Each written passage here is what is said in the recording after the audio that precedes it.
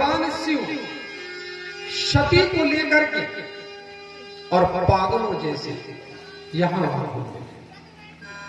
और भगवान शिव सती के वियोग में रोए। भगवान शिव के रोने से भोलेनाथ की आंखों से जो आंसू गिरे, उन आंसुओं के गिरने से रुद्राक्ष के वृक्ष तैयार हो गए। बोले शंकर भगवान की जय। अब रुद्राक्ष का संस्कृत में संधि करते हैं तो अर्थ निकल जाता है। रुद्र धन अक्ष बराबर रुद्राक्ष। रुद्र कौन है? रुद्र है भगवान शिव। और आंखों को संस्कृत में क्या कहते हैं? आंखों के आंसू को संस्कृत में क्या कहते हैं? अक्ष माने आंसू। नेत्रों से जो अक्ष गिरे, आंसू गिरे, उन आंसुओं से रुद्राक्ष वृक्ष तैयार हुआ। और यह रुद्राक्ष तिरुपति में और अयोध्या में इनके वृक्ष। तो रुद्राक्ष जो है,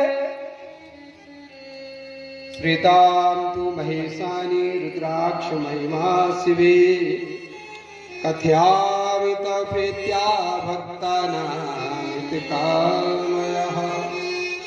भगवान शिव बोले, हे महेशानी, महेशानी यानी पार्वती जी, श्वेतां तु महेशानी, हे महेशानी सुनिए, रुद्राक्ष महिमा शिवे, मैं रुद्राक्ष की महिमा कहता हूं। और क्यों कह रहा हूं? इसलिए कह रहा हूं कि तव प्रीत्या भक्तानां, मुझे तुमसे बहुत प्यार है, मैं तुम्हें बहुत प्रेम करता हूं और भक्त तुम्हें प्रेम करते। मैं बता रहा हूं।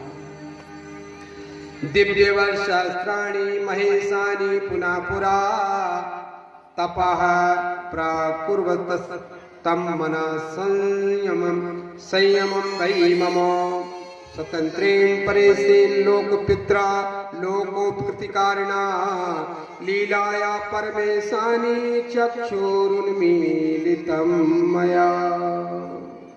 हे महेशानी, दिव्य वर्ष सहस्त्राणि, मैंने हजारों वर्ष तपस्या किया और बड़े नियम और संयम से मैंने तप किया और स्वतंत्र तप किया और लोगों का उपकार करने के लिए मैंने लीला की। हे परमेशानी, उस समय पर चक्षुरुन्मीलितं मया पुटाभ्यां चार चक्षुभ्यां पतिता जल बिंदवा। उस समय पर मैंने अपने नेत्रों का उन्मीलन किया। उन्मीलन का मतलब होता है या तो पूरी आंख खुली रहे, तो कहेंगे कि आंख खुली है, और पूरी आंख बंद हो तो कहेंगे कि आंख बंद है, परंतु कुछ खुली हो और व्यक्ति को दिख रहा हो, उसका नाम है उन्मीलन। दिख भी रहा है और बंद भी है, उसका नाम है उन्मीलन। जब हमारे आंखों पर आंसू आते हैं तो हम उन्मीलन करते हैं। ऊपर की पलक नीचे की पलक में आके लगती है तो आंसू की बूंद नीचे गिरती है। भगवान भोलेनाथ की आंसुओं की बूंद गिरी, तत्राश्रुबिंदुतो जाता वृक्षारुद्राक्ष संज्ञका। हे महेशानी, उन आंसुओं की बूंद के गिरने से रुद्राक्ष वृक्ष तैयार हो गया और मथुरा, अयोध्या, लंका, मले मलयगिर ऐसे स्थानों पर यह रुद्राक्ष तैयार हुआ। प्यारे, एक मुखी रुद्राक्ष बड़े भाग्यशाली को प्राप्त होता है, और जिसे अगर एक मुखी रुद्राक्ष प्राप्त हो जाता है, समझ लीजिए वही सारे संसार का राजा होता है। आप बहुत घूमन मारे बाबा बैरागी डब्बन में धर के आ गए। पटेल साहब जा रुद्राक्ष वहां मिला, बहुत मुश्किल में मिली है जी, एक ही मुखी है। अरे जब तुम्हें से मिल गई एक मुखी तो काई से पा करेंगे, तुम्हें तो जरूरत ही नहीं है। आप ही के लिए लाए पटेल साहब 5,000 रुपये इसके निछावा। नहीं यार कुछ कम कर दो। अच्छा 2.5 कर दो, चलो 1 कर दो, नहीं करो तो 500 दे दो। और भगत भगत कच्छु नहीं है तो आटा चामरदार 100 रुपये दे दो। पर ये असली रुद्राक्ष नहीं है, ये प्लास्टिक की बनाई हुई है, कृत्रिम है। इसमें नाग भी बना, शिव भी बना, त्रिशूल भी बना है। लोग देखे कई दिखाते गुरु जी हम जाए हैं देखा ओरिजिनल। लाखों फल में एकाध फल होता है एक मुखी का, जो किसी भाग्यशाली को प्राप्त होता है, हर कोई को प्राप्त नहीं होता। हमारे भारत में यह एक मुखी रुद्राक्ष जो पूर्व प्रधानमंत्री रह चुकी हैं श्रीमती इंदिरा गांधी, उनके पास में था, परंतु उनके अंतिम पर उन्हीं के साथ विसर्जित हो गए। ऐसी जानकारी प्राप्त हुई। अब इसके बाद 2 मुखी होता है, तो 2 मुखी रुद्राक्ष चपटा होता है, गोल नहीं होता, और आगे तरफ और पीछे तरफ रेखा बनी रहती है। तो 2 मुखी का मतलब पार्वती और शिव, वो 2 मुखी माता जी कृपा से हमारे पास में है। इसके बाद में 5 मुखी रुद्राक्ष होती है। जो 5 मुखी रुद्राक्ष है वो इस समय पर यहाँ पर उपलब्ध है, जो मंत्रों से सिद्ध है, और वह आपके लिए नारी पुरुष और 11 साल की उम्र के बच्चा बच्ची सबके लिए लागू है, उसे धारण कर सकते हैं। अगर आपके ऊपर कोई बहुत जबरदस्त कहीं से कोई प्रहार हो रहा है, तंत्र का, मंत्र का, जादू का, टोना का, और अगर आप उसे धारण किए हैं तो वह प्रहार आपके ऊपर लागू नहीं होगा, बल्कि रुद्राक्ष फट जाएगी। अगर आपके ऊपर कहीं से कोई काम किया गया तो रुद्राक्ष फट जाएगी, पर आप बाल बाल बच जाएंगे। वो है पंचमुखी रुद्राक्ष। जब अगर किसी की पहने हुई रुद्राक्ष फट जाए, 2 टुकड़े हो जाए, तो जान जाए कि मेरे ऊपर कुछ किया गया था, इसलिए रुद्राक्ष फट गई, मैं सुरक्षित बच गया, दोबारा पुनः प्राप्त कर ले रुद्राक्ष। मंडला जौनपुर में आपको मिल जाएगी, परंतु ओरिजिनल मिलने वाली नहीं है। जो वहां से बुलवाई जाती है वो ओरिजिनल होती है। 5 मुखी रुद्राक्ष में शिव, पार्वती, गणेश, कार्तिक, रिद्धि सिद्धि, ये सब उसमें विराजमान रहते हैं हर रेखा में, इसलिए उसे पंचमुखी कहा जाता है। और विशेषतया पंचमुखी रुद्राक्षी धारण की जाती है। बोले शंकर भगवान की जय, उमापति महादेव की जय। मेरे प्यारे भक्तों, यहाँ तक रुद्राक्ष 5 मुखी से लेकर के 14 मुखी तक की रुद्राक्ष होती है। और जो व्यक्ति रुद्राक्ष को धारण करते हैं, उन्हें देख करके भूत प्रेत दौड़ करके भाग जाते। जो 108 रुद्राक्ष की माला को धारण करता है, वह उससे भगवान शिव अति प्रसन्न होते हैं। परंतु धारण वही करे जो धारण करने योग्य है, और नहीं पेट के अंदर मामला गावड़ भरा हुआ और ऊपर से रुद्राक्ष धारण किए हैं, शुद्ध आहार नहीं किया है, गलत आहार किया है, रुद्राक्ष काम नहीं करेगी, उल्टा विपरीत करेगी। या कि महुआ माता के गटके हैं रुद्राक्ष धारण करे हैं, तो कभी रुद्राक्ष काम करने वाली नहीं। भीतर भी शुद्ध होना और बाहर भी शुद्ध होना जब धारण कर सकते हैं, जैसे ये स्फटिक का माला है, इसे हर कोई व्यक्ति धारण कहाँ करता है। ये भगवान शिव का स्फटिक है। फटिक शिला भाई, फटिक शिला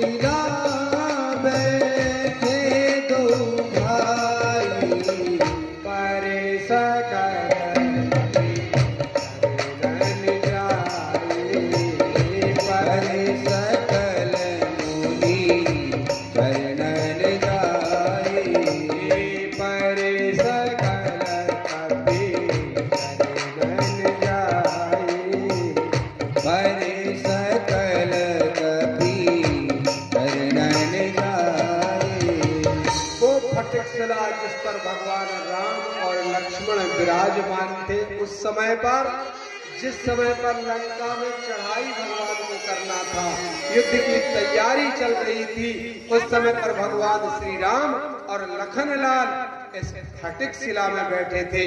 वही फटिक शिला से ये पत्थर निकले और इनकी गुड़ियां बनी, तराशे गए और तराश करके माला बन गई। उस शिला पर भगवान बैठे तो जितने हनुमान जी आदि जितने कपि थे सब भगवान के चरणों को प्रणाम किया। ऐसा ये फटिक पत्थर है, स्फटिक कहते हैं उसको। मोती, हीरा, जवाहरात, मोती चाहे जोन दुकान में टंगी है मोती नहीं, जो मोती से आया हाँ भैया, गुड़ियन के ऊपर पालिश मोती की दिख रही है, मोती कभी नहीं हो सकती। मोती सीप में तैयार होता है और समुद्र में तैयार होता है, कोई मशीन मोती को बनाती नहीं, कोई कारखाना मोती को बनाता नहीं। मोती प्रकृति के द्वारा निर्मित होता है, प्रकृति ही मोती को बनाती है, जो समुद्र में बनता है। और सीपें मिलती हैं और उन सीपों के अंदर मोती निकलते हैं, उन्हें मछुआरे लोग इकट्ठा करते हैं, इसके ठेकेदार होते हैं और ठेकेदार उन मोतियों को खरीद करके मोती बेचते हैं और मोती की माला प्राप्त होती है। मैंने खरीदा नहीं, मैंने मोती खरीदा नहीं। एक हमारे भक्त पीडब्ल्यूडी विभाग में अधिकारी थे, उनके यहाँ पुराण हुआ, उन्होंने कहा महाराज जी मैं आपके लिए मोती की माला बुलवाया हूँ। तो मैंने कहा हमारे लिए भाई, आपके लिए नहीं। तो कहने नहीं, मैं मेरे लिए भी लाया हूँ, आपके लिए भी लाया हूँ, पहले आपको समर्पित कर दूंगा, फिर आपकी आज्ञा से मैं धारण करूंगा। तो उनने हमको 108 मोती की माला दी, पहले उन्हें हमें पहनाया, फिर इसके बाद हमने आज्ञा दिया और हमने उनको पहनाया। अब बड़ी विचित्र बात है, प्यारे पुराण की कथा तो चली रही है, परंतु कभी कभी कुछ ऐसी विशेष बात आ जाती है। हमने देवी पुराण किया, इसके बाद नर्मदा पुराण किया उनके यहाँ। जब उनके घर में ठहरे तो हमने कह दिया कि इस मकान को आप बेच दो। अब हमने क्यों कह दिया हमारी कुछ समझ में आया। हमने कह दिया कि तुम इस मकान को बेच दो। उनने उस मकान को बेच दिया 14 लाख।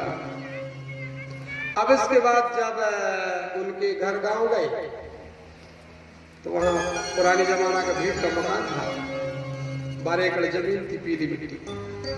हमने कहा आप जमीन और ये घर भी बेच दो।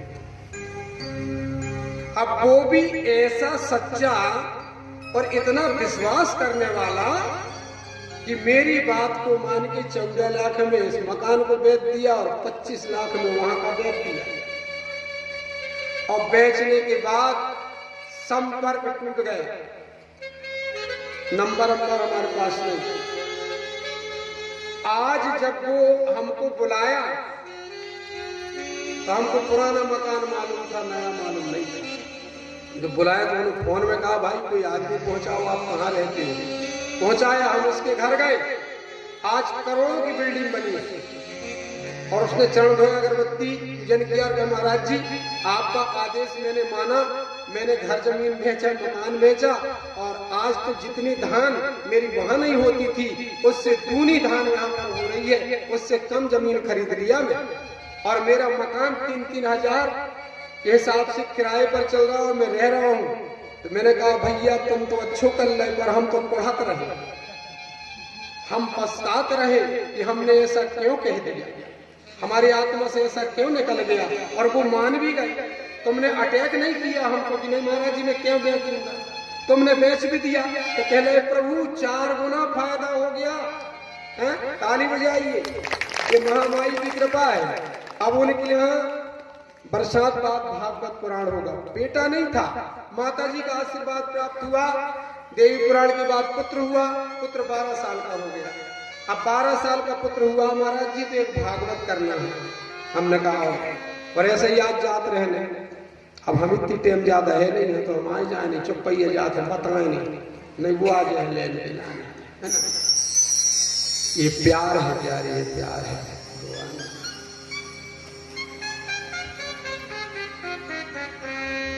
देखूं मैं तेनू जैसे चांद तकता है, देखूं मैं तेनू जैसे चांद तकता है, पानी में सीपू जैसे मोती रखता है, पानी में सीपू जैसे मोती रखता है। देखूं मैं तेनू जैसे चांद तकता है, देखूं मैं तेनू जैसे चांद तकता है, पानी में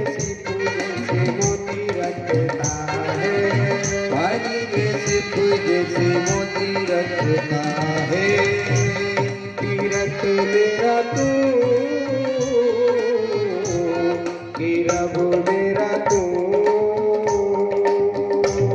तीरथ मेरा तू रब मेरा तू। देखूं मैं तेनू जैसे चांद तकता है, जैसे चांद तकता है, पानी में सीपू जैसे मोती रखता है, पानी में सीपू जैसे मोती रखता है।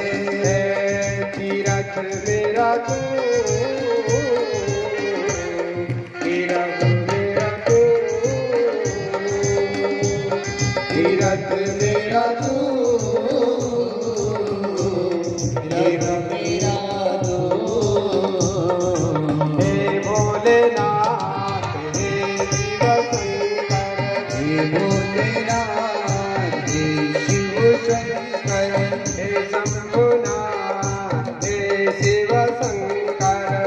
शंभुनाथ हे शिव शंकर, तीरथ मेरा तू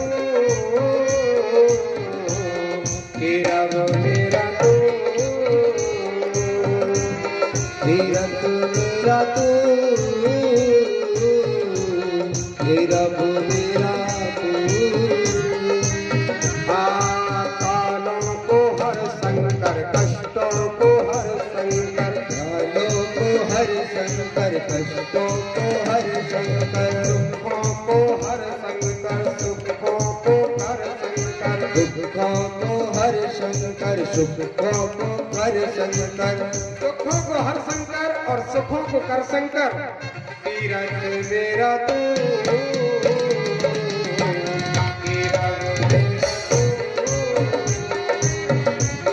तीरथ मेरा तू,